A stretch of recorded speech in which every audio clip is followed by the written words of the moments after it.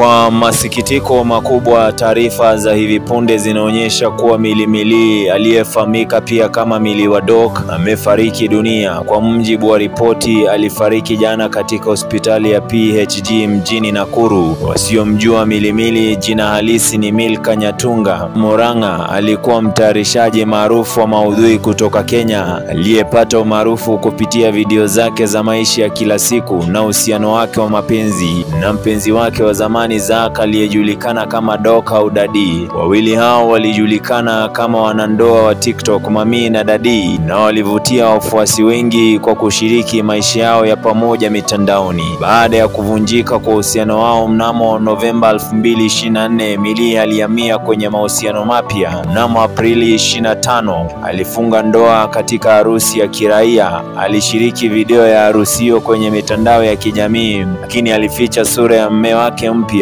jambo lilowafanya wafuasi wake kubashiri kuhusu utambulisho wake. Taarifa za kifo chake zimezua hisia mseto katika mitandao ya kijamii, hususan mitandao ya TikTok. Katika video ya zamani iliyosambaa tena, Milly alionekana akikanusha uvumi wa kifo chake kwa machozi, akieleza jinsi uvumi huo ulivyomuumiza na kusema kuwa aliripoti swala hilo kwa mamlaka lakini hakupata haki. Kwa sasa familia yake bado haijatoa taarifa rasmi kuhusu kifo chake, ila ndugu yake amesema kuwa taarifa hizo ni za ukweli.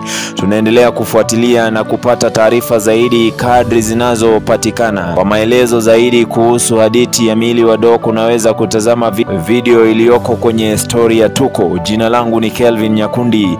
Hii ni Sauti ya Dhahabu, kituo chenye habari, burudani na matukio ya kisasa. Habari za hivi punde na miemeko na kituo cha kuenzi na kusherehekea. Jina langu ni Kelvin Nyakundi. Hii ni Sauti ya Dhahabu. Hakika ipo siku Afrika pamoja na dunia mzima bila shaka itafurahia kwa sababu yetu.